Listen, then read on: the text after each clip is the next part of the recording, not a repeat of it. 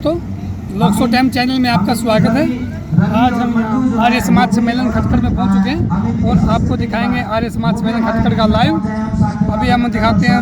पहुंचे हैं, उनका स्वागत और अभिनंदन है। देखो आप, हमारी बहनें पहुंची हैं, उनका भी स्वागत और अभिनंदन। ये आपको लाइव दिखा रहे हैं, हम सब कुछ देखते रहो।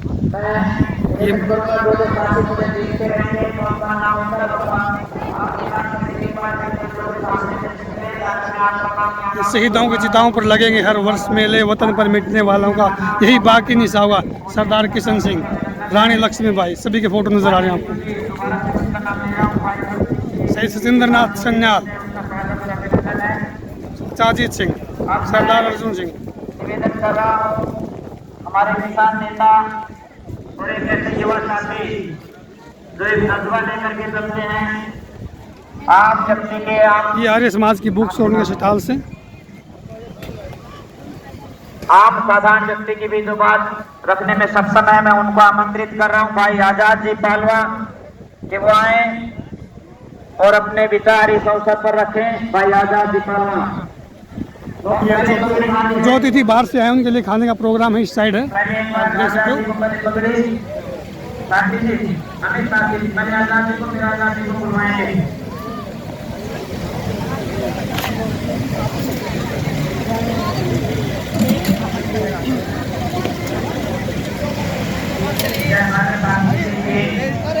और हमारी पूरी कल्चर की टीम वहाँ बाईं तरफ बैठी हुई है, उनका भी स्वागत अभिनंदन है। आदरणीय आजाद सिंह जी के साथ साथ में सारे साथी जो बैठे हैं और प्रिंसिपल आजाद सिंह जी और उनकी पूरी टीम को मैं देख रहा हूँ सोनीपत से।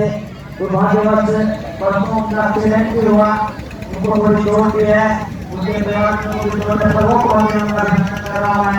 एक बार तालियां बजा करके आदरणीय आजाद जी का आप लोग अभिनंदन कर दें।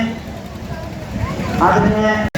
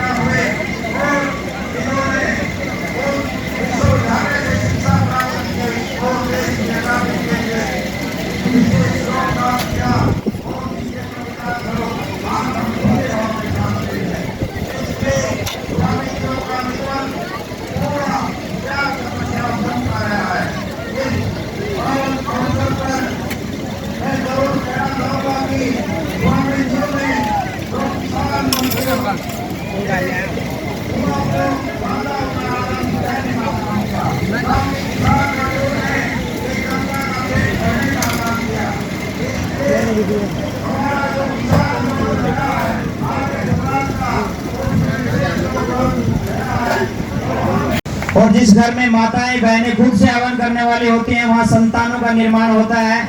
एक बार फिर से जो है आप सबका हार्दिक स्वागत है खटखड़ की इस पवित्र भूमि पर। हमारे बीच में गुरुकुल सिंहपुरा से भी विद्यार्थी पहुंचे हैं, उनका स्वागत और अभिनंदन है। आदरणीय महेंद्र सिंह जी तथा लिव इन रिलेशनशिप जैसी अनैतिक संबंधों की मांग को ये महासम्मेलन समाज के भविष्य के लिए गंभीर समस्या मानता है। अतः महासम्मेलन मांग करता है कि समगोत्र एवं समलैंगिक शादियों को गैर कानूनी घोषित करते हुए सख्त कानून बनाया जाए तथा बिना शादी संबंध स्थापित करना अवैध माना जाए। यह पूरे समाज की सुख शांति व समृद्धि के लिए आवश्यक है। प्रस्ताव संख्या 7 हरियाणा के लिए कहावत प्रसिद्ध है, देशों में देश हरियाणा जित दूध दही का खाना। किंतु आज परिस्थितियां पूरी तरह से विपरीत हैं। आज हरियाणा नशाखोरी में लिप्त है। स्थिति यहां तक बिगड़ चुकी है कि छोटी उम्र के बच्चे भी नशे की गिरफ्त में आते जा रहे हैं। पूरे प्रदेश में शराब एवं ड्रग्स, स्मैक, सुल्फा, गांजा, अफीम, भांग, धतूरा तथा नशे के इंजेक्शन आदि का प्रभाव सभी सीमाओं को लांघ रहा है। नशे से होने वाली मौतों, दुर्घटनाओं, मुकदमों तथा झगड़ों का आंकड़ा निरंतर बढ़ता जा रहा है। सरकार का ये दायित्व है कि प्रदेश को नशा मुक्त बनाने तथा खुशहाल बनाने के लिए पूर्ण नशाबंदी लागू करे। आर्य समाज तथा अन्य संगठन जन जागृति का कार्य करने में कोई कसर नहीं छोड़ेंगे। अतः महासम्मेलन सरकार से मांग करता है कि प्रदेश में पूर्ण शराबबंदी एवं ड्रग्स पर पूर्ण प्रतिबंध लगे। प्रस्ताव संख्या 8 आर्य महासम्मेलन मांग करता है कि नारी के गौरव एवं सम्मान को सुरक्षित रखने के लिए यह आवश्यक है कि नंबर 1 कन्या भ्रूण हत्या को पूर्णतः प्रतिबंधित करने के लिए पीएनडीटी एक्ट के अतिरिक्त सख्त कानून बनाया जाए। कन्या भ्रूण हत्या में संलिप्त डॉक्टर एवं संबद्ध लोगों को सख्त सजा का प्रावधान कर दंडित किया जाए। नंबर 2 घरेलू हिंसा, दहेज हत्या एवं दहेज के लिए प्रताड़ना, दिन प्रतिदिन महिलाओं पर बढ़ते जा रहे बलात्कार एवं अत्याचार की घटनाएं, नारी जाति को भद्दे एवं अश्लील विज्ञापनों के द्वारा तिरस्कृत करने की प्रवृत्ति पर रोक लगाई जाए। प्रस्ताव संख्या 9 अन्नदाता किसान को महर्षि दयानंद जी ने सत्यार्थ प्रकाश के छठे समोल्लास में राजाओं का राजा बताया है, किंतु आज किसान की हालत बद से बदतर होती जा रही है। किसान तथा किसान के साथ जुड़े समस्त मेहनतकश मजदूर, कामगार, दुकानदार, लकड़ी का, लोहे का, मिट्टी का या अन्य ऐसे कार्य करने वाले कारीगर सभी कृषि एवं कृषि आधारित अर्थव्यवस्था पर निर्भर हैं। अतः यह आवश्यक है कि किसान की आर्थिक स्थिति को मजबूत बनाया जाए। किसान आर्थिक रूप से सक्षम होगा, उसकी क्रय शक्ति बढ़ेगी तो अन्य सभी वर्ग भी आर्थिक रूप से सबल होंगे। इसलिए आवश्यक है कि किसान को सस्ते एवं उचित मूल्य पर बीज, खाद एवं मशीनरी उपलब्ध कराई जाए तथा उसकी कृषि उपज का लाभकारी मूल्य देते हुए स्वामीनाथन आयोग की सिफारिशें लागू की जाएं। मुख्य कृषि उत्पादों पर एमएसपी लागू की जाए। प्रस्ताव संख्या 10 भारत कृषि प्रधान देश है। कृषि एवं गोवंश का गहरा संबंध है। अतः यह आवश्यक है कि गौ संवर्धन के लिए सरकार विशेष योजना तैयार करे। महर्षि दयानंद सरस्वती ने गो कृषि आदि रक्षणी सभा बनाकर इस विषय की गंभीरता को दर्शाया था। महर्षि जी ने गो करुणा निधि पुस्तिका में गाय के महत्व पर प्रकाश डाला है। आज इस महासम्मेलन मांग करता है कि नंबर 1 गाय को राष्ट्रीय पशु घोषित किया जाए। नंबर 2 गो पालन के लिए बेरोजगार युवकों को अनुदान एवं ब्याज रहित कर्ज दिया जाए। नंबर 3 गोरक्षा हेतु संपूर्ण देश में गो कृषि के विरुद्ध कानून बनाया जाए। नंबर 4 प्रत्येक गांव में सामलात एवं गोचर भूमि पर गो संवर्धन केंद्र स्थापित किए जाएं। नंबर 5 गाय के नस्ल सुधार के केंद्र अधिक से अधिक खोले जाएं। नंबर 6 गौ संरक्षण हेतु प्रांतीय एवं राष्ट्रीय पार्क, जिनको अभयारण्य हम कहते हैं, बनाए जाएं। नंबर 7 गाय के गोबर, गोमूत्र का प्रयोग करते हुए जैविक खाद, कीटनाशक रसायन तैयार किए जाएं। गौशालाओं की व्यवस्था ठीक हो तथा उन्हें संचालन हेतु अनुदान प्रचुर मात्रा में प्रदान की जाए। नंबर 9 गाय पालने वाले किसानों के ट्यूबवेल का बिल माफ किया जाए। इसमें कम से कम 10 गाय पालने की शर्त आवश्यक रखी जाए। जो किसान 10 गाय कम से कम पालने के लिए तैयार हो, उसकी ट्यूबवेल का बिल अगर माफ हो जाता है तो वो प्रेरित होगा, गाय पालेगा और गोवंश की रक्षा हम अपने आप करने में सफल होंगे। प्रस्ताव संख्या 11 आर्य महासम्मेलन केंद्र सरकार से मांग करता है कि महर्षि दयानंद सरस्वती जी की 200वीं जन्म जयंती के अवसर पर नंबर 1 जेवर अलीगढ़ उत्तर प्रदेश का निर्माणाधीन अंतर्राष्ट्रीय हवाई अड्डा महर्षि दयानंद सरस्वती जी के नाम से घोषित किया जाए। नंबर 2 देश की राजधानी दिल्ली में महर्षि दयानंद सरस्वती जी की स्मृति में एक राष्ट्रीय स्मारक संग्रहालय बनाया जाए, जिसमें महर्षि के व्यक्तित्व एवं कृतित्व का विशद विवरण तथा स्वतंत्रता आंदोलन में महर्षि दयानंद एवं उनके अनुयायियों और आर्य समाज के ऐतिहासिक योगदान व भूमिका से संबंधित सामग्री उपलब्ध हो। नंबर 3 महर्षि दयानंद सरस्वती जी के जन्म स्थान टंकारा एवं उनके निर्वाण स्थली अजमेर, विनायक कोठी अजमेर को विकसित करके अंतर्राष्ट्रीय स्मारक का रूप दिया जाए। नंबर 4 महर्षि दयानंद सरस्वती जी का चित्र संसद भवन में स्थापित किया जाए। ये प्रस्ताव स्वामी दयानंद जी की 200वीं जन्म जयंती के उपलक्ष्य में मैंने आपके सामने इस आर्य महासम्मेलन की भावनाएं आपके सामने रखी। आप सभी जानते हैं कि पिछले दिनों फरवरी के महीने में भारत के प्रधानमंत्री ने दिल्ली में एक समारोह करके ऋषि दयानंद की 200वीं जन्म जयंती का शुभारंभ किया था, किंतु उस दिन केवल सम्मेलन हो गया और कोई भी बात आगे बढ़े नहीं। आज फरवरी से लेकर हम सितंबर तक पहुंच चुके हैं, अभी और 4-6 महीने बाकी हैं। 2024 की फरवरी में 200 वर्ष पूर्ण हो जाएंगे। इस उपलक्ष्य में हम लोग ये मांग केंद्र सरकार तक इसलिए भिजवा रहे हैं कि जब भी निर्णय लेने का वक्त आए तो वो इन मुद्दों पर अवश्य गंभीरता से विचार करे। आज यहाँ पर हरियाणा के पूर्व मुख्यमंत्री आदरणीय चौधरी भूपेंद्र सिंह हुड्डा जी को हमने विशेष रूप से बुलाया। पिछले दिनों रोहतक के अंदर समारोह हुआ तो प्रदेश के मुख्यमंत्री उसके अंदर शामिल हुए थे। केंद्र की एक समिति बनी है जो पूरे देश में ऋषि दयानंद के इस समारोह को मना रही है, जिसके अध्यक्ष देश के प्रधानमंत्री हैं, किंतु उसके अंदर कांग्रेस के अध्यक्ष खड़गे भी उसके सदस्य हैं, उसके अंदर ममता बनर्जी भी हैं, उसके अंदर नीतीश कुमार भी हैं, उसके अंदर सब प्रांतों के राज्यपाल और मुख्यमंत्री हैं। कोई कांग्रेस का था चाहे गैर कांग्रेस का था। वहां पर ऋषि दयानंद की एक सामूहिक समिति बनी और हरियाणा प्रदेश में मुख्यमंत्री, राज्यपाल और एक मेरा नाम उस समिति में है। 3 आदमी हरियाणा को रिप्रेजेंट करते हैं। इसलिए मैं ये कहना चाहता हूं कि हम उनके सामने भी एक प्रस्ताव आज यहाँ पर लाएंगे। राजनीति में बदलाव आते रहते हैं।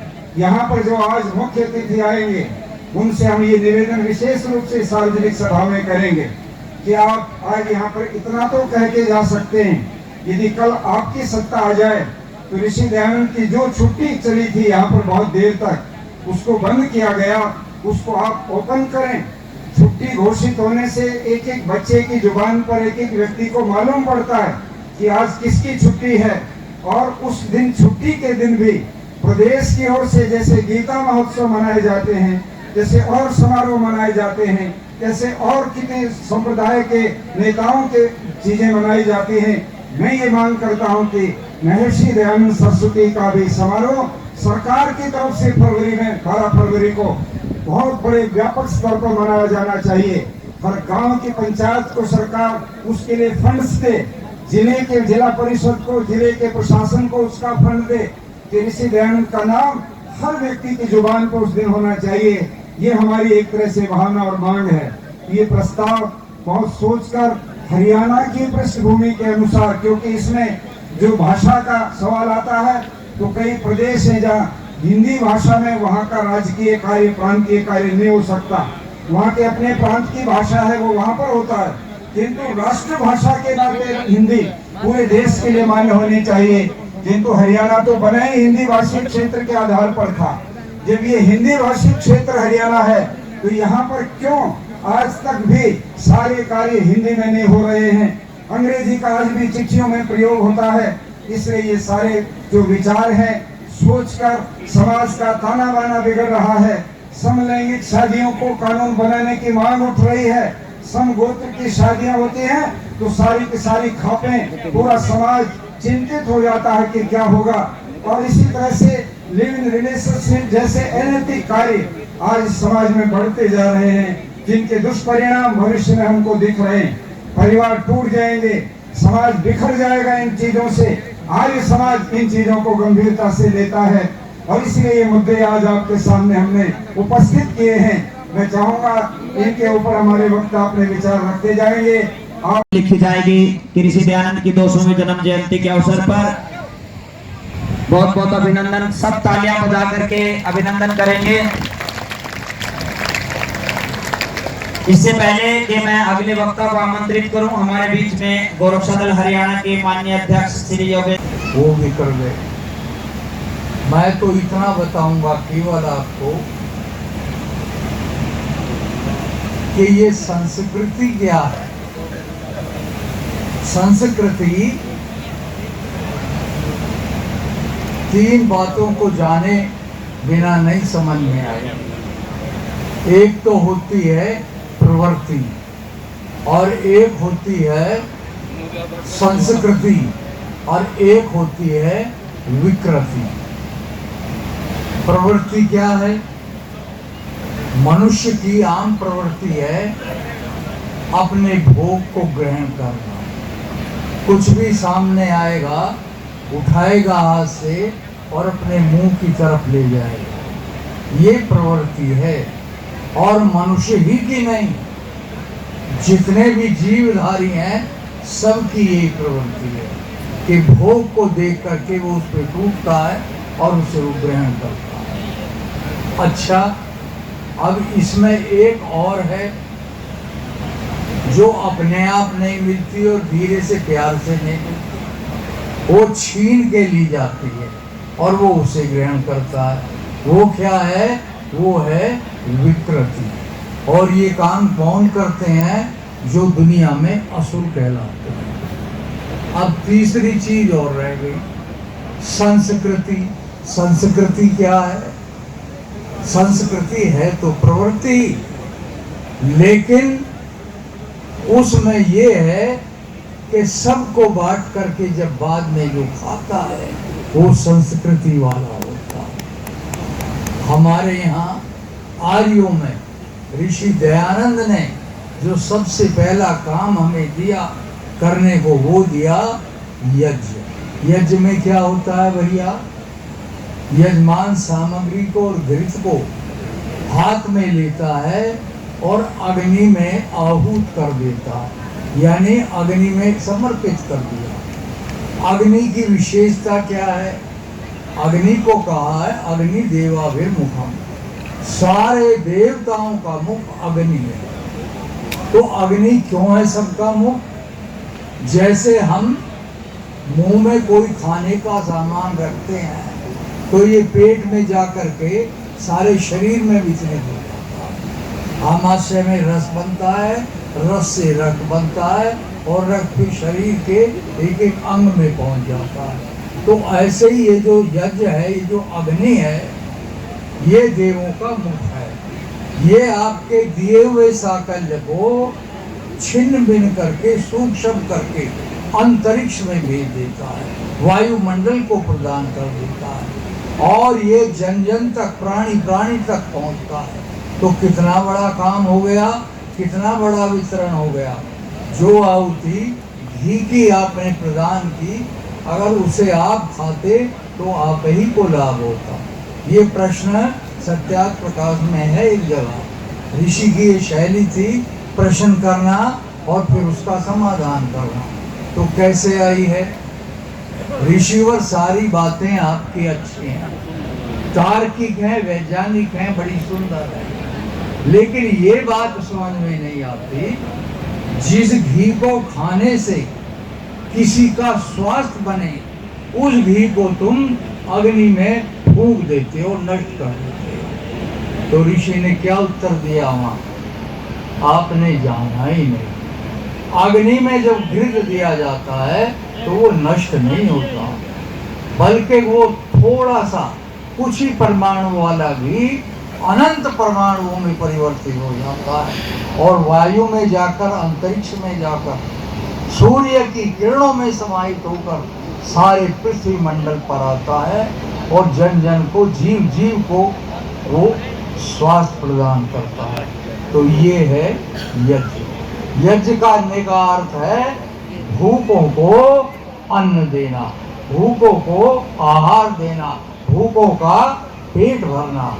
तो आर्यों की ये पद्धति है कि ये पहले यज्ञ में करते हैं, उसके बाद अपने आप खाते हैं। भगवान कृष्ण ने भी गीता में कहा है यज्ञ शिष्टा अमृत विदो, जो यज्ञ शेष को ग्रहण करता है वो तो अमृत का पान करता है। यानी वितरण में, बांट के खाने में जो आनंद है वो और किसी बात में है ही नहीं।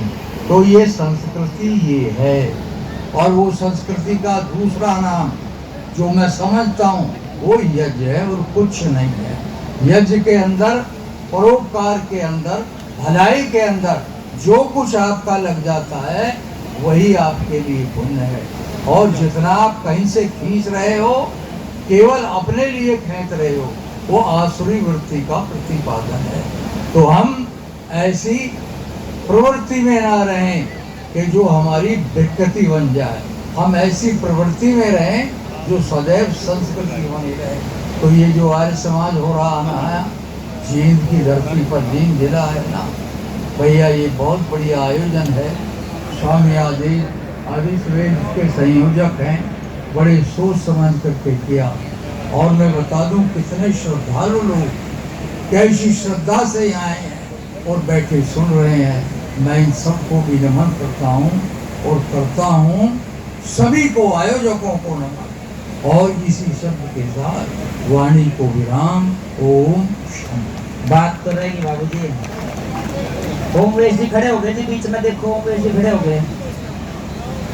कितने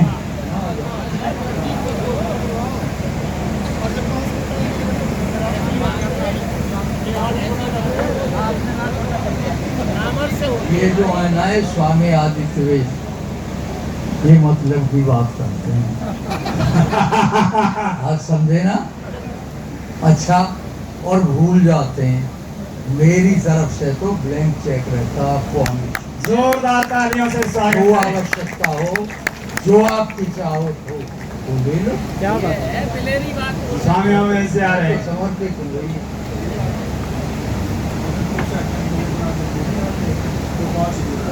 स्वामी जी के पास पैसे तो ज्यादा भी थे, 1 लाख ही दिए हैं अभी, पर ये 1 लाख जो है स्वामी जी के मेरे लिए महत्वपूर्ण है। इन्होंने एक बात कही है, समय आने दो, समय आने देंगे जब फिर सारे चलेंगे ज्यादा लेने के लिए। बाबूजी ने 2 संकेत किए हैं जो वो व्यक्तिगत रूप से भी सहयोग करते हैं, खास करके मेरे जैसे जो लोग। हाँ, 1 मिनट बाबूजी, पहले आपका सम्मान स्वामी ओमवेश जी आप ही आ जाओ। आदरणीय भाई किरणजीत सिंह जी, आदरणीय प्रोफेसर विठल राव जी, स्वामी यजमुनी जी आपसे निवेदन आप मंच पे आए। स्वामी जी, आदरणीय रणधीर रेड्डू जी एडवोकेट साहब, आदरणीय महाप्रकाश त्यागी जी सार्वदेशिक सभा के कोषाध्यक्ष हैं, प्रोफेसर साहब महामंत्री हैं और पूज्य स्वामी आर्यवेश जी अध्यक्ष हैं। स्वामी ओमवेश जी ने मुझे 1 लाख रुपए दिए, मेरे से कोई ले लो, नहीं तो फिर अच्छा इतना ही मतलब है, मैं लेके दूसरे को दे देता हूँ, अपने पास नहीं रखता। मेरी जिम्मेदारी इन्होंने लगा दी मांगने वाली,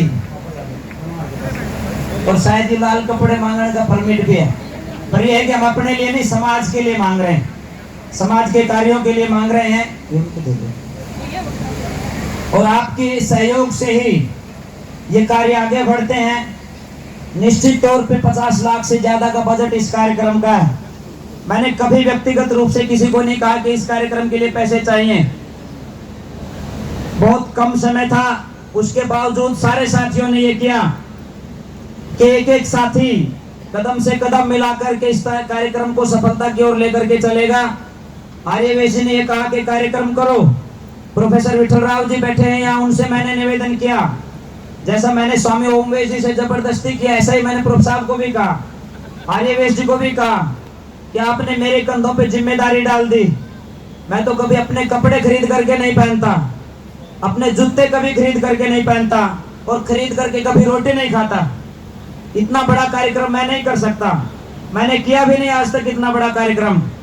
तो स्वामी आर्यवेश ने एक ही बात कही थी कि इंद्रवेश और अग्निवेश जिस रास्ते पर चले थे वो कांटों भरा रास्ता था, लोगों ने दुत्कारा था, खिलती हुई जवानी में अपना सब कुछ इस देश के लिए न्यौछावर करने के लिए जब वो लोग निकले थे तो लोगों ने गालियां भी दी थी, लोगों ने हमले भी किए थे, लेकिन वो अपने रास्ते से हटे नहीं थे। यदि आप कमजोर हो तो यहीं से बैठ चले जाओ, अगर हिम्मत है उस परंपरा को आगे बढ़ाने की तो ही अपनी जिम्मेदारी को लेना। इतिहास और परमात्मा इस बात का साक्षी है, उस दिन के बाद कभी मुंह मोड़ करके नहीं देखा और आगे बढ़ने के लिए इन साथियों से कहा, एक एक साथी हाथ से हाथ मिला करके आगे बढ़ेंगे। जब तक ऋषि ध्यान के सपनों को पूरा नहीं करेंगे चैन से बैठेंगे नहीं। कल हम 7 साथी थे जिन्होंने संकल्प किया कि रात को सोएंगे नहीं। 7 साथी पिछले लगभग 32 दिन से लगातार लगे हुए हैं, और 22 तारीख की जो रात थी उन्होंने संकल्प किया कि 1 सेकंड के लिए भी कोई नहीं सोएगा साथी। कई तरह की जिम्मेदारियां थी। वो सारे के सारे साथी सुबह 5 बजे यहाँ से घर गए, स्नान करके फिर वापस आ गए। और मैं कहना चाहता हूँ कि उनके दम पर और ऐसे सहयोगियों के दम पर ये कार्यक्रम सफल होते हैं। ये कोई व्यक्तिगत कार्य नहीं है, ये ऋषि के कार्य हैं, ये समाज के कार्य हैं, और समाज के कार्य हमेशा समाज से होते हैं। और मुझे खुशी है कि मैं उस समाज का हिस्सा हूँ जहाँ पर लोग कार्य करने वालों को अपने हाथों पर उठाते हैं, अपनी पलकों पर बिठाते हैं, अपने दिलों में जगह देते हैं, अपने विश्वास में जगह देते हैं, और वही विश्वास हमारा संकल्प बन करके सड़कों के ऊपर दौड़ता है। वही विश्वास संकल्प बन करके गांव-गांव जाकर के पाखंड को खत्म करने की बात करता है। आपका ये सहयोग हमें सामर्थ्य और ताकत प्रदान करेगा, ये मैं आप लोगों को विश्वास दिलाता हूँ। आपका एक एक पैसा ऋषि मिशन में लगेगा, किसी व्यक्ति के निजी स्वार्थ में या किसी अन्य कार्य में वो नहीं लगेगा। अब मैं आगे के उद्बोधन के लिए, मैं ज्यादा भावुकता में ना बोल जाऊं, डॉक्टर अमरजीत शास्त्री जी, पैसे की नहीं कहूंगा पर देना जरूर। मेरे 21,031 देता था, लेकिन आज प्रण करता हूँ भगवान मुझे आयु दे, और जब तक मैं जीऊंगा, मैं हूँ और ये मेरा छोटा भाई है, हम इनको 51,000 हर साल देंगे, हर साल जब तक जिएंगे। और वही जब अमेरिका आ जाओगे तो मान कर वो पूरी की पूरी बोध काट देंगे, या पक्की बात है, पूरी की पूरी। मतलब ना, आने वाले तुम और मांगने वाले हम। बहुत बढ़िया। अब मैं अपनी बात शुरू करता हूँ।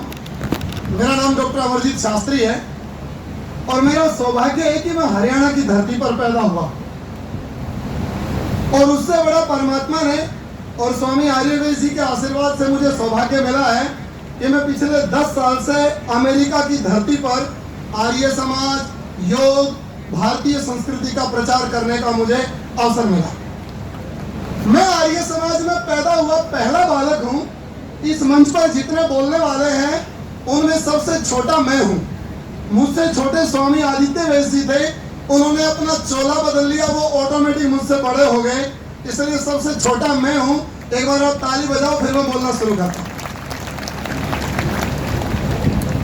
इस संसार के अंदर जब भी किसी धर्म, किसी संप्रदाय, किसी मजहब, किसी परंपरा का अगर कोई व्यक्ति नाम लेगा और कोई परंपरा सोने जैसी खरी होगी, उस परंपरा का धरती पर केवल एक ही नाम होगा, और उसको हम गर्व से आर्य समाज कहेंगे, जो सोने जैसी खरी और वेद के जैसी पवित्र परंपरा होगी।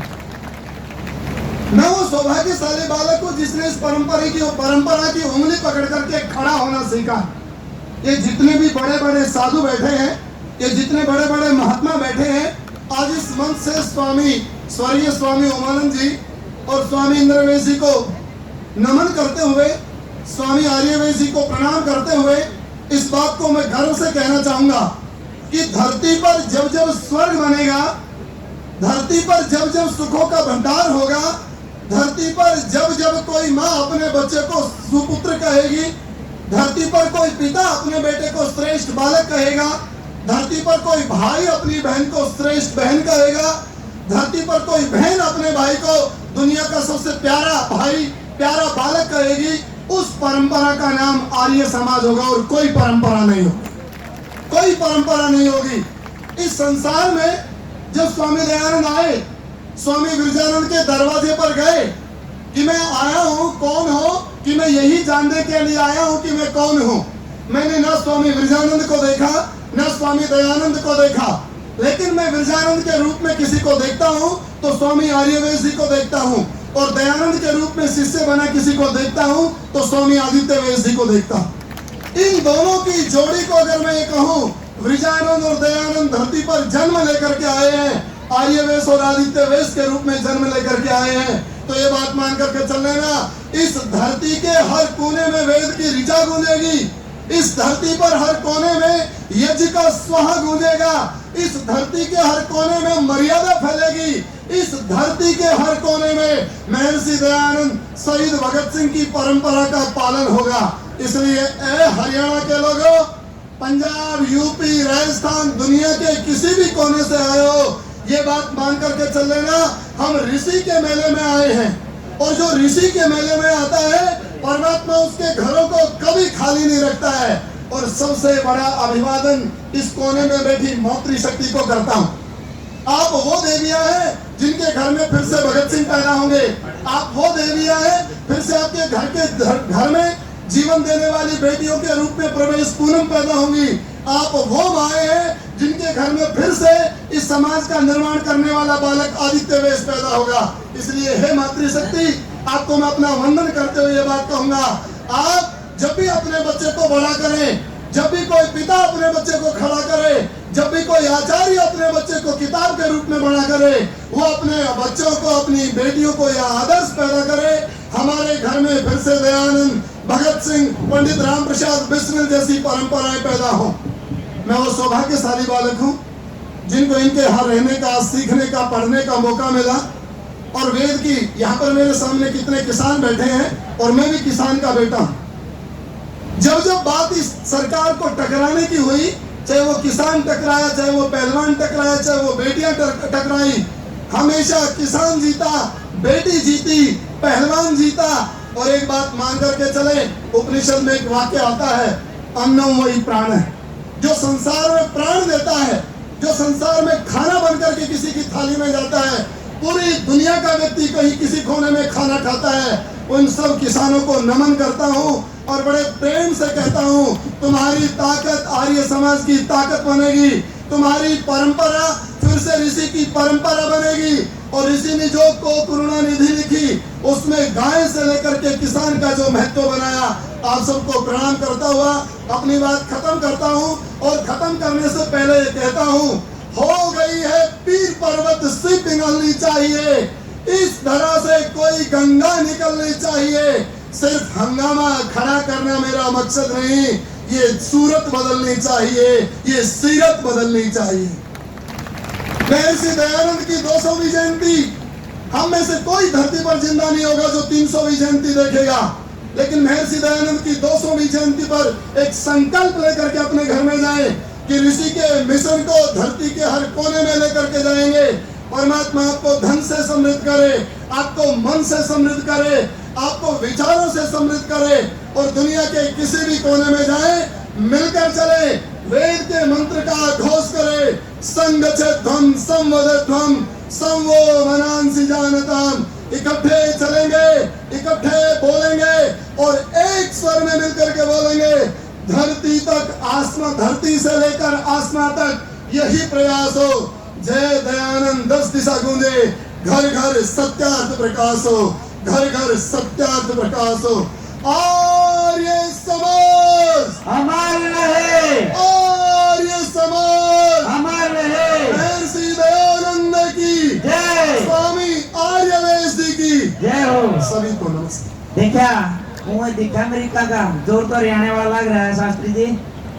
मैं चाहूंगा कि एक बार शास्त्री जी के लिए जोरदार तालियां बजा करके उनका अभिनंदन करें।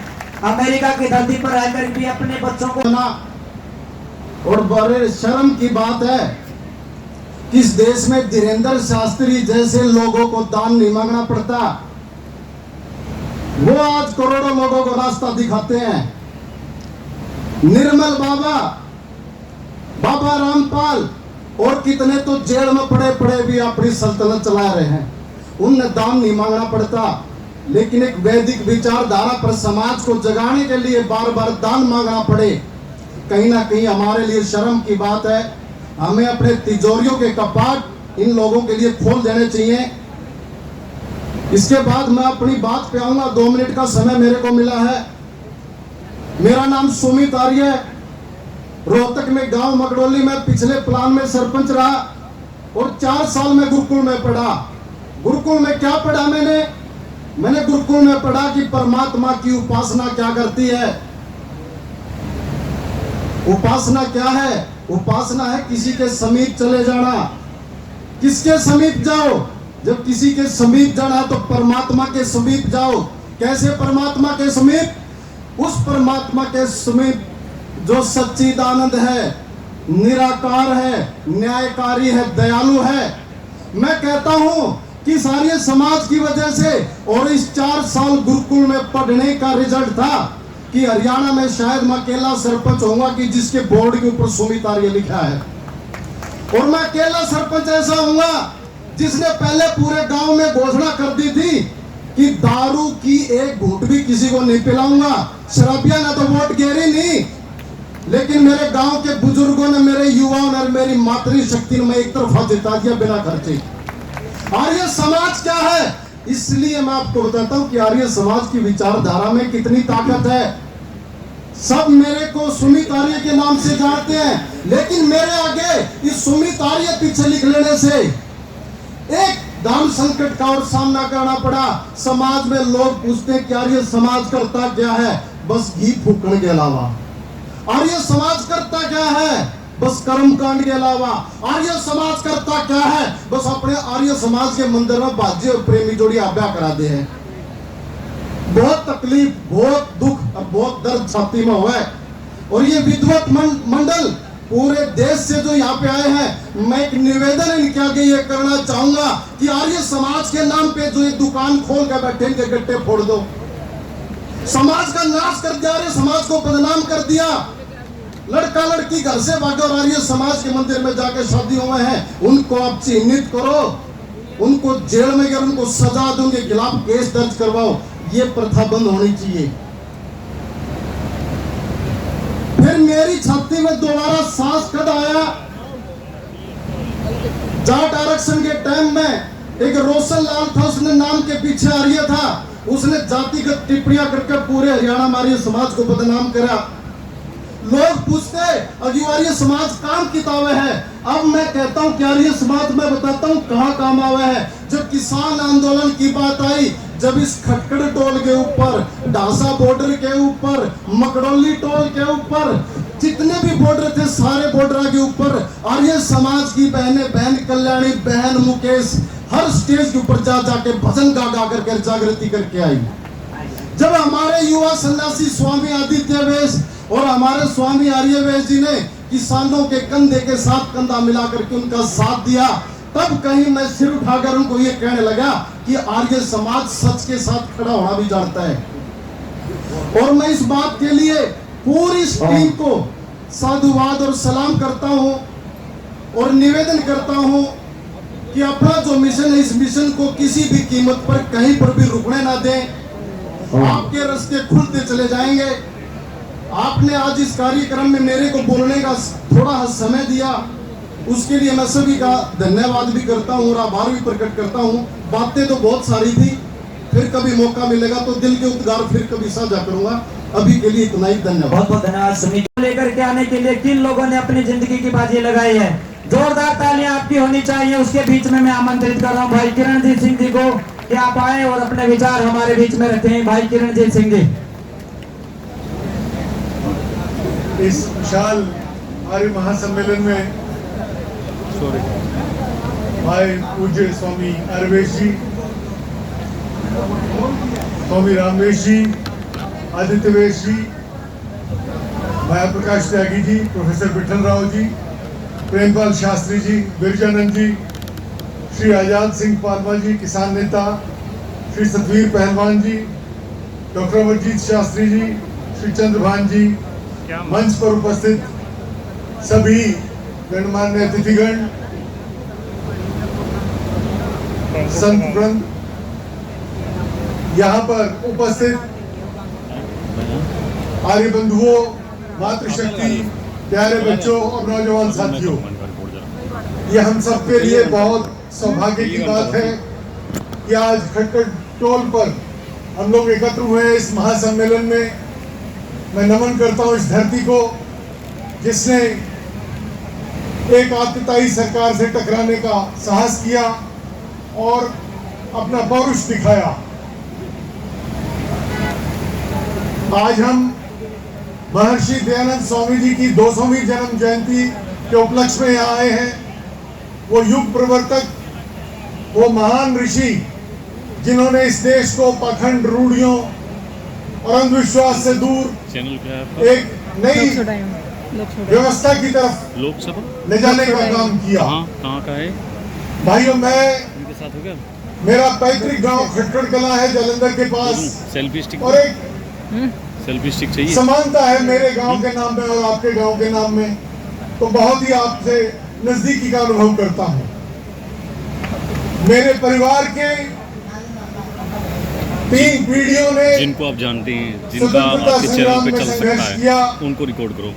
ये हमारे उधर के मैं इसलिए रिकॉर्ड कर रहा हूँ। परदादा सरदार अर्जुन सिंह जी, मोबाइल उनसे यह परंपरा चली जो महर्षि दयानंद जी से मिले जब वो पंजाब के दौरे पे 1890 के आसपास आए। मेरा परिवार महाराजा रणजीत सिंह के सेना में था और उसके बाद जब अंग्रेजों का राज हुआ तो खेती बाड़ी करने लगे। तो जब महर्षि जी पंजाब आए तो मेरे परदादा जी उनके दर्शन करने के लिए गए और इतने प्रभावित हुए कि उन्होंने आर्य समाज में प्रवेश किया और उन्हें दीक्षा स्वयं स्वामी दयानंद सरस्वती जी ने दी। ये स्वामी जी की प्रेरणा का फल था कि सरदार अर्जुन सिंह जो एक साधारण किसान थे वो आर्य समाजी के रूप में हमारे मध्य में पधारे। हम सभी के सम्मान के और श्रद्धा के केंद्र बिंदु हरियाणा के पूर्व मुख्यमंत्री यशस्वी नेता आदरणीय चौधरी भूपेंद्र सिंह हुड्डा जी और उन्हीं के साथ एक बहुत ही विशिष्ट सहयोगी के रूप में बहुत लंबे समय से कार्य कर रहे हैं और मेरे बहुत ही पुराने लगभग 40 साल पुराने साथी आर्य समाज की विचारधारा से ओतप्रोत आदरणीय प्रोफेसर वीरेंद्र जी, हमारे यहाँ के विधायक सफीदों से श्री सुभाष गांगुली जी, हमारी आर्य समाज की जो शिरोमणि सभा है world council of Arya Samaj उसके महामंत्री प्रोफेसर विठल राव जी, स्वामी रामवेश जी महाराज जो हमारे इस जीन की धरती पर एक ऐसे तेजस्वी तपस्वी वृद्ध ज्ञान वृद्ध आयु वृद्ध सन्यासी हैं जिनकी प्रेरणा और आशीर्वाद हमें प्राप्त रहता है। मेरे अन्य सभी सन्यासी साथी स्वामी विजय वेश जी जो गुड़गांव से हमारे मध्य में पधारे हैं और मंच के ऊपर और बहुत सारे सम्मानित नेता आदरणीय चौधरी धर्मपाल मलिक जी यहाँ विद्यमान हैं। बहुत सारे हैं, मैं सबके नाम छोड़ते हुए उनके प्रति अपने हृदय से अभिवादन देते हुए मेरे समक्ष उपस्थित सभी समस्त आर्य जन और माताओं बहनों नौजवान भाइयों, आज हमारा ये सम्मेलन निस्संदेह अपनी सफलता की चरम सीमा पर है। जब ये सम्मेलन रखा गया था तो सब लोगों को एक शंका थी कि यहाँ ये जंगल में कैसे सम्मेलन सफल होगा। यहाँ बिजली का कनेक्शन भी नहीं, यहाँ पर और कोई दूसरी सुविधा भी नहीं, पानी का भी कोई कनेक्शन नहीं, सारी सुविधाएं सब कुछ यहाँ पर नए सिरे से बनाना होगा। तो लोगों ने सुझाव दिया कि कहीं शहर में या कहीं दूसरी जगह बड़ा प्रोग्राम रखा जाए, किंतु जैसे हमारे यहाँ पर किसान खाप के और खेड़ा खाप के और किसान आंदोलन के जो नेता श्री सत्यवीर पहलवान जी ने बताया था प्रारंभ में, यहाँ पर जो आंदोलन चला था वो एक वास्तव में एक स्मारक आंदोलन था और उसी को याद करते हुए खटखट टोल के बिल्कुल दाएं तरफ इस स्थान पर सम्मेलन करने की सोची। मुझे बार बार प्रोफेसर वीरेंद्र जी ये जानना चाहते थे कि कैसा कार्यक्रम रहेगा और चौधरी साहब से भी जब मैंने इसके लिए निवेदन किया तो इन्होंने पूछा कि कहाँ रखोगे कार्यक्रम। मैंने बताया कि खटखट टोल के साथ खेतों में रखेंगे, ना वो गांव में होगा ना वो जीन शहर में होगा। तो ये हंस गए, चलो मेहनत करो, अच्छा कोशिश करो कि आपका कार्यक्रम सफल हो, मैं आऊँगा। किंतु आज जब ये प्रोग्राम हुआ तो बहुत सारे लोगों ने अपनी ज़ुबान से ये बात कही कि वास्तव में एक बहुत बड़ा जोखिम भरा कदम आपने इतने बड़े समारोह के लिए उठाया, किंतु वो सारा जोखिम आज कहीं दिखने को नहीं लग रहा है। परमात्मा की भी ऐसी कृपा हुई कि सुबह अचानक बहुत तेज़ी से एक बादल उठा, इधर उत्तर की दिशा से ठंडी हवा निकली, लोगों को लगा कि शायद बरसात हो जाएगी और कार्यक्रम शायद अस्त व्यस्त हो जाएगा, किंतु 1 घंटे के अंदर वो सारा वातावरण छट गया और हवा भी चलने लगी और कुछ वातावरण में कल के बदले ज़्यादा ठंड भी आ गई। ये सब उस ईश्वर की कृपा हुई। हमारे इस गांव का बहुत बड़ा सहयोग रहा। खटखड़ गांव के सरपंच यहाँ बैठे हैं श्री सत्यवीर जी, और इसी गांव के हमारे रिटायर्ड थानेदार श्री भांगेराम जी जिनका ये खेत है। आप देखते हैं चारों तरफ खेत भरे हुए हैं धान से और दूसरी फसलों से, कपास से। लाखों लाखों रुपए की फसलें छोड़ करके उन्होंने ये खेत खाली रखा और उन्होंने आगे बढ़ करके कहा कि मैं आपको और तो क्या ये खेत दे सकता हूँ, इसमें अपना सम्मेलन रखें। तो मैं उनका हृदय से इस अवसर पर धन्यवाद देता हूं कि उन दोनों ने और पूरे गांव ने ही मिलकर के इस कार्य में बहुत बड़ा योगदान दिया है। पूरे हरियाणा के अंदर जब हमने इस बात की सूचना दी तो आज उस बात को मैं कहना चाहता हूं, कालका से लेकर के और मेवात के उस आखिरी छोर तक, सिरसा के कालावाली से लेकर बहादुरगढ़ तक, पूरे हरियाणा प्रदेश से यहाँ कोई जिला खाली नहीं है जहाँ के कार्यकर्ता यहाँ नहीं पहुँचे हैं। और वो भी ये नहीं एक दो आ गए हैं, हर जिले से 2, 4, 5 गाड़ियाँ, आसपास के लोग तो एक ही गाँव से कई गाड़ियाँ लेकर के आए हैं। रोहतक जिले के फरमाना गांव से 25 गाड़ियां, लगभग 250 लोग एक ही गांव से यहाँ पर आए। हिसार से लगभग 15 गाड़ियां, लगभग 1200 लोग यहाँ पर आए हुए हैं। और ये आसपास का इलाका तो सारा का सारा हजारों लोग भोजन के बाद कुछ चले गए, कुछ इधर उधर अस्त व्यस्त हो गए, किंतु आज का ये सम्मेलन निस्संदेह आपके इस कार्यक्रम में आने की सूचना से इसको बहुत बड़ी ताकत और संबल मिला। आज आप यहाँ पर विद्यमान हैं। मैं आपके इस बीच में और हमारे श्रोताओं के बीच में लंबा समय नहीं लेना चाहता हूँ, क्योंकि 3 बजे के बाद हमारी माताएं बहनें घर के काम के दबाव में चलने लग जाएंगी। आपको लोग सुनना चाहते हैं, किंतु मैं यहाँ आपसे एक निवेदन करना चाहता हूँ। सारे के सारे लोगों में एक आशा है कि आने वाले समय में कुछ परिवर्तन आएगा और उस परिवर्तन में हमारी जितनी मानसिकता, इच्छाएं हैं वो कहीं ना कहीं जरूर मूर्त रूप लेंगे। आपके व्यक्तित्व से उस दिशा में एक लोगों को ये विश्वास जगता है कि यदि भूपेंद्र सिंह हुड्डा जी सत्ता में आ जाते हैं तो निश्चित रूप से हम जिन चीज़ों की अपेक्षाएं रखते हैं वो और अधिक मजबूती के साथ पूरी हो सकेंगी। मैंने यहाँ पर एक प्रस्ताव की लंबी चौड़ी श्रृंखला रखी थी और उन प्रस्तावों में कुछ प्रस्ताव ऐसे हैं जो हरियाणा प्रदेश के साथ जुड़ते हैं, हरियाणा की सरकार से जुड़ते हैं। विशेष रूप से जिनमें पहला ही प्रस्ताव है और जिसको आपने ही कभी यहाँ पर इम्प्लीमेंट किया था कि स्वामी दयानंद जी के जो जन्मदिन है उसकी छुट्टी आपने घोषित की। कई वर्ष तक वो छुट्टी रही। हमने उस प्रस्ताव को फिर इसलिए रखा कि वो छुट्टी कैंसिल हो गई और वो छुट्टी नहीं रही।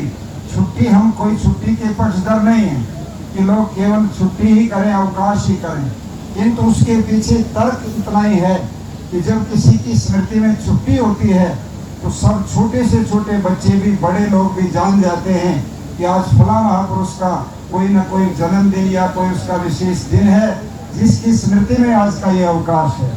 और उससे उसके प्रति लोगों की रुचि बनती है, भावना जगती है। स्वामी दयानंद सरस्वती जैसा महापुरुष जिन्होंने इस देश की आज़ादी में बहुत बड़ा योगदान दिया, शहीद आजम सरदार भगत सिंह के भतीजे किरणजीत सिंह आपके बगल में बैठे हैं, वो उस परिवार से आते हैं जिस परिवार के मुखिया सरदार अर्जुन सिंह ने स्वामी दयानंद सरस्वती से यज्ञोपवीत लिया था।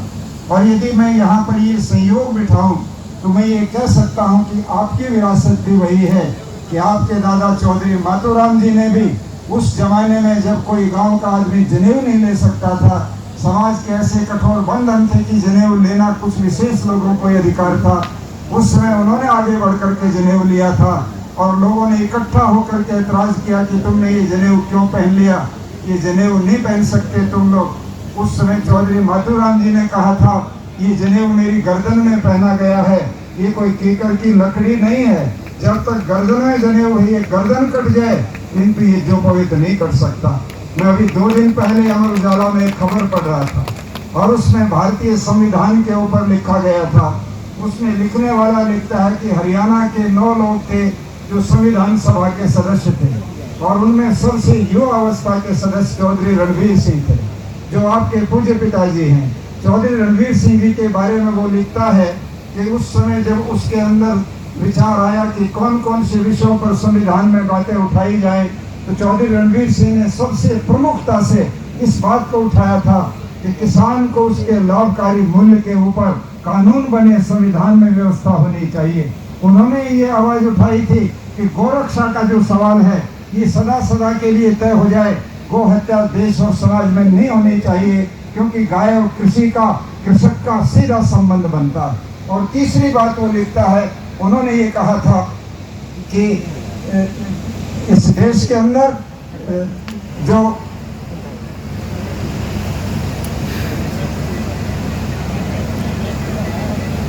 आप पता है MSP जो न्यूनतम मूल्य जिसको कहते हैं मिनिमम जो प्राइस, वो तय होना चाहिए।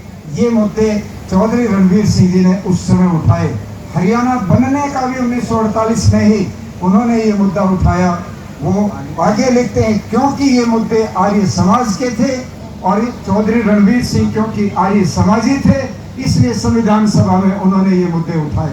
आज 3 पीढ़ी से चौधरी माथुराम जी के भाई डॉक्टर रामजी लाल जी जो हिसार में पहले मेडिकल MBBS डॉक्टर थे, जो इनके परिवार से आए, वो पक्के आर्य समाजी लाला लाजपत राय, लाला भानीराम और पता नहीं किन किन के उस जमाने के लोगों के साथ उन्होंने काम किया था।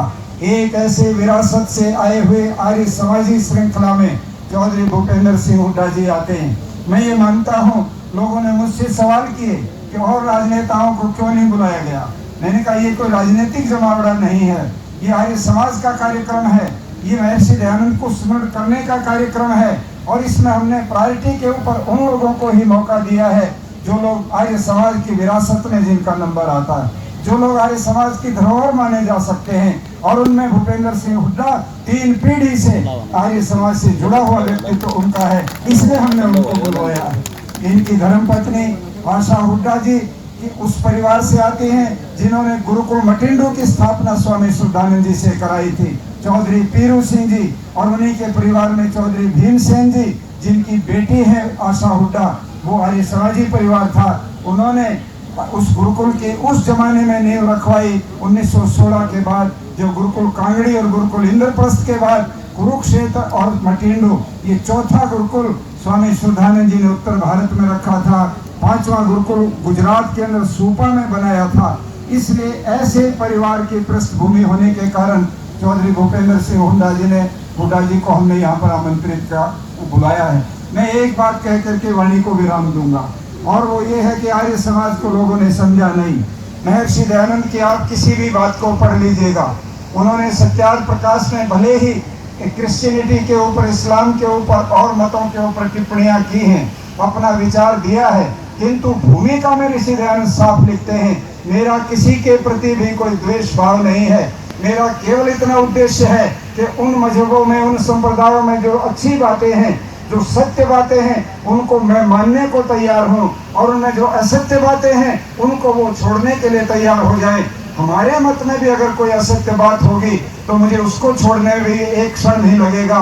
इससे होगा ये कि समाज सारा मिल करके आगे बढ़ेगा। आज लोग आर्य समाज को भी सांप्रदायिकता से जोड़ने की कोशिश करते हैं और उसको एक सीमित दायरे में समेटने की बात करते हैं। मैं ये मानता हूँ कि आर्य समाज का उद्देश्य, 6वां नियम ही इस बात की घोषणा करता है कि संसार का उपकार करना इस समाज का मुख्य उद्देश्य है।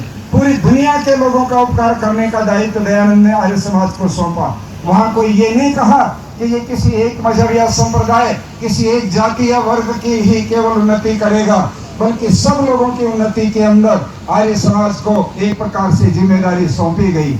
आज इसको लोग विकृत करने की कोशिश करते हैं, किंतु मैं हुड्डा साहब को ये कहना चाहूँगा, हम लोगों ने तो निश्चय कर लिया है, आर्य समाज के इस बिगड़ते हुए स्वरूप के सामने हम चैलेंज बन करके खड़े होंगे। हम पूरा मुकाबला करेंगे, हम बहस करेंगे कि दयानंद की विचारधारा को आप बदल नहीं सकते, विकृत नहीं कर सकते। दयानंद की विचारधारा संकीर्ण नहीं है, किसी एक मजहब के लिए नहीं है, किसी एक वर्ग और किसी एक जाति के लिए नहीं है। दयानंद तो नीचे से नीचे गरीब की बात भी कहते हैं और बड़े से बड़े संपन्न की भी बात कहते हैं। स्वामी दयानंद ने जो राजधर्म लिखा 6ठे समोल्लास में, सत्याग्रह प्रकाश में, वहाँ पर वो सवाल उठाते हैं, राजा कैसा होना चाहिए, उसकी मंत्री परिषद कैसी होनी चाहिए, टैक्स कैसे लगने चाहिए, क्या रेशो होना चाहिए टैक्स का, सजा बड़े आदमी को कितनी मिले, छोटी को कितनी मिले।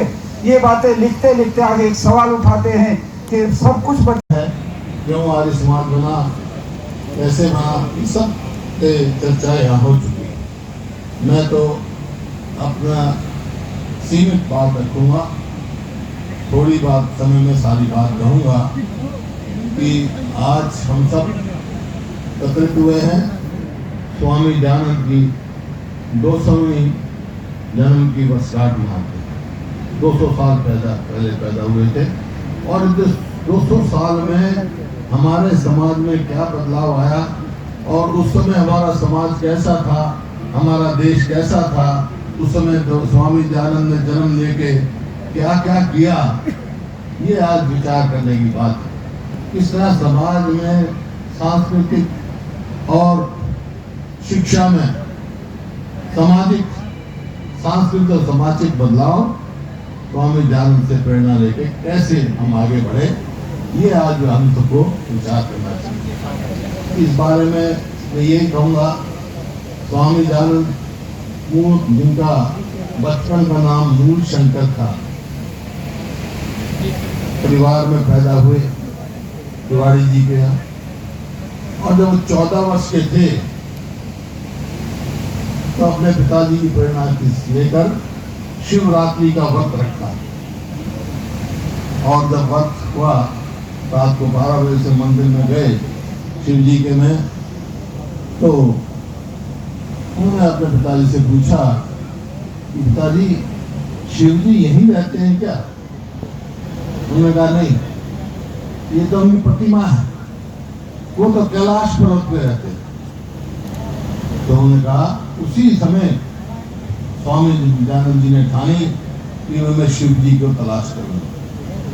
वो कैलाश पर्वत से लेकर समुद्रों पे होते होते पहुंचे, और उन्होंने फिर जो है अपना स्वामी से मतलब मूल उससे शंकर से वो दयानंद बने, स्वामी दयानंद बने, और स्वामी दयानंद से वो सरस्वती दयानंद बने। ब्रजानंद जी के यहाँ आए, पहले पूर्णानंद से आशीर्वाद दिया उन्होंने, और जब ब्रजानंद जी के यहाँ आए स्वामी जी के यहाँ, तो दरवाजा खटखटाया उन्होंने, तो अंदर से आवाज आई, भाई कौन है? तो स्वामी दयानंद ने कहा, महाराज मैं यही जानने आया हूँ मैं कौन हूँ। हालांकि वो वृद्ध हो चुके थे ब्रजानंद जी, लेकिन उन्होंने कहा तुम्हें जिज्ञासा है, हालांकि मैं तो शिक्षा देना छोड़ दी, लेकिन आपको मैं करूँगा। 2.5 साल उन्होंने कड़ी मेहनत करी, उनको वेदों से को उनको बताया, वेद समझाए पढ़ाए, और 2.5 साल के बाद जैसा स्वामी जी कह रहे थे, वो जब गुरु दीक्षिणा लेकर लौंग लेके गए, तो उन्होंने कहा क्या लाए हो दयानंद? बोला जी आप क्यों लौंग खाते हैं? लौंग लेके आए। बोला 2.5 साल की परिश्रम का सिर्फ थोड़े से लौंग ले आए। तो उन्होंने कहा आप आदेश करो जी, मैं क्या कर सकता हूँ, उत्तर देने तैयार हूँ। तो स्वामी जी ने कहा ऐसी कोई चीज मैं नहीं मांगता जो नहीं दे सकते हो आप। आज हमारा, बोला फिर क्या आदेश है? बोला आज हमारा देश गुलामी की जंजीरों में जकड़ा हुआ है, आज हमारा देश रूढ़िवादी सोच में जकड़ा हुआ है, आज हमारा देश जात पात में संकुचित हुआ है, आज हमारा देश आपस में ऊंच नीच में संकुचित हुआ है। ये जो है शिक्षा फैला हुआ, ये पूरे देश में घूम घूम कर आज़ादी की जो जगह से आप निकालो, देश को गुलामी की आज़ादी दिलवाओ, और गुलामी की वो है उसमें समाज, फिर उन्होंने समाज सुधार आंदोलन जो चलाया हमारी टूटिया थी, और उसमें एक आज़ादी की लड़ाई की नींव रख दी, इसमें कोई दो राय नहीं।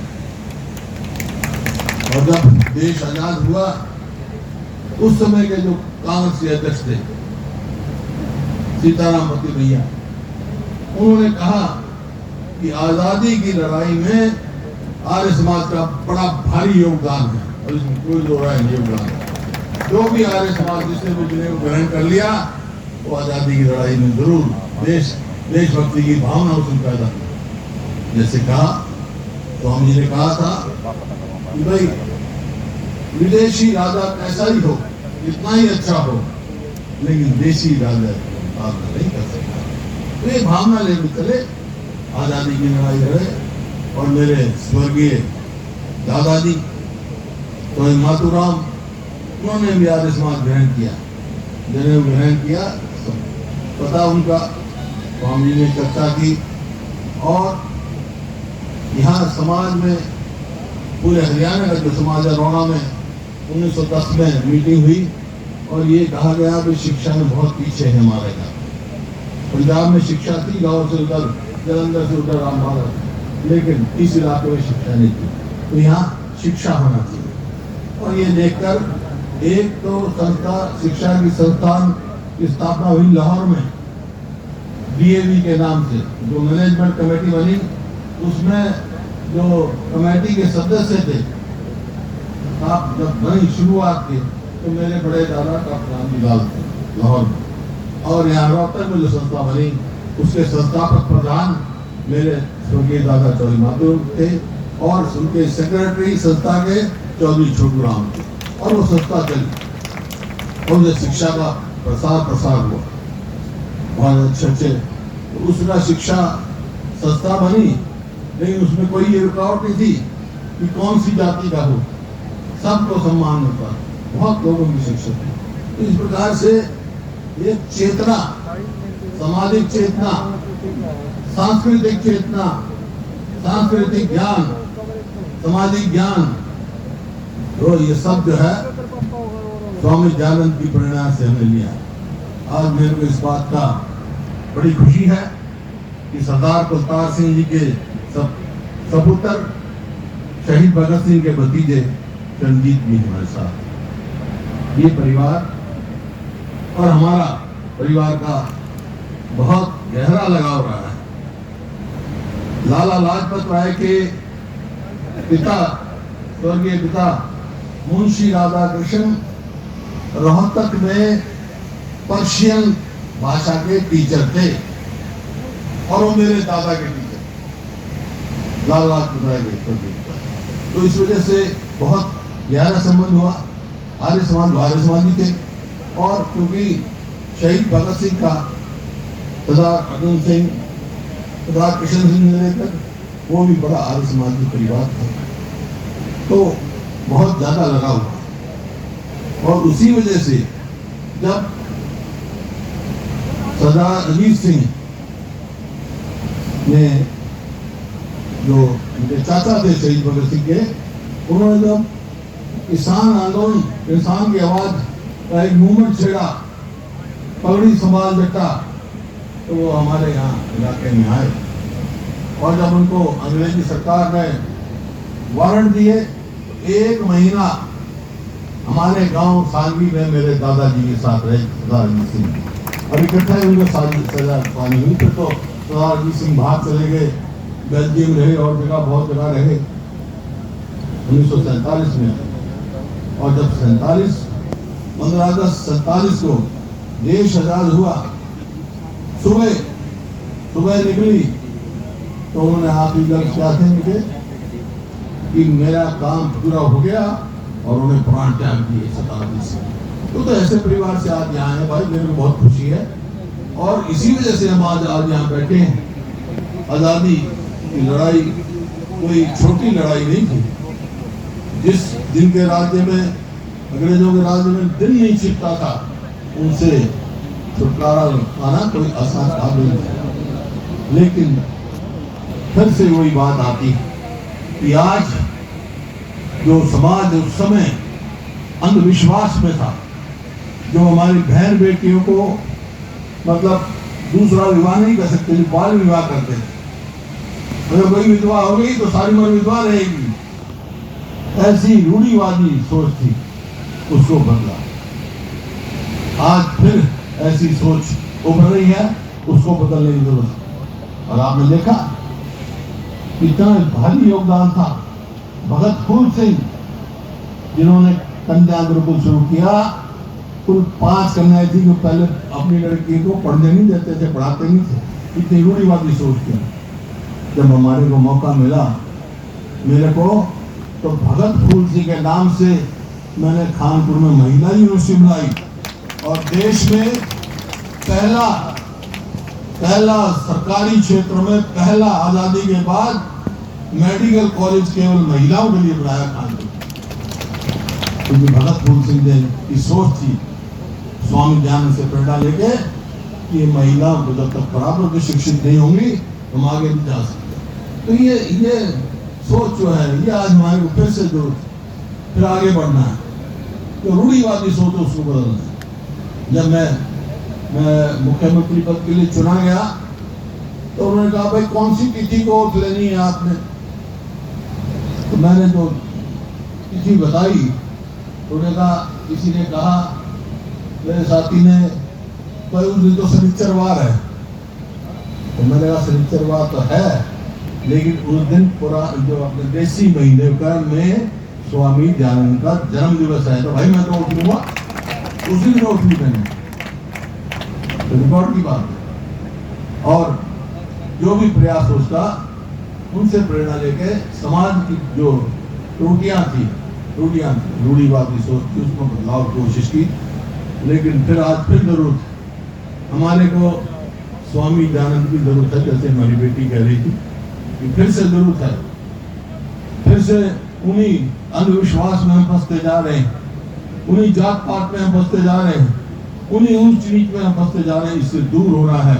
इंसान भगवान ने पैदा किया है, सब इंसान पैदा किए हैं, ये लेकर आपको चलना है। मैं बहुत हार्दिक बधाई देता हूँ स्वामी आर्यवेश को, जिन्होंने इस सम्मेलन का आयोजन किया है और याद दिलाया है। इन्होंने कहा, ये प्रस्ताव दिए हैं हमने, प्रस्ताव में पहला प्रस्ताव इनका ये है कि भाई जो स्वामी दयानंद के जन्म दिवस पर छुट्टी होनी चाहिए। वो मैंने तो कर दी थी, बाद में बंद हो गई। भाई आपके आशीर्वाद से हमारी सरकार बनेगी तो स्वामी दयानंद के जन्मदिन पर छुट्टी होगी, अवकाश होगा।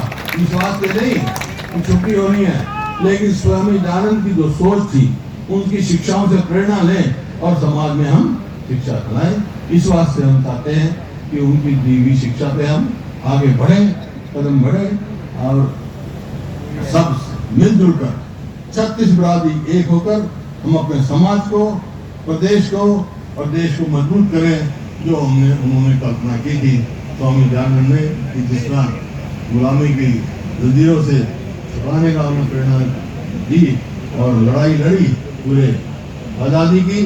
आज भी जो समाज को मजबूत बनाने के लिए, उसकी कमियां दूर करने के लिए हम सब एक होकर 36 बरादरी होकर एक आगे बढ़े।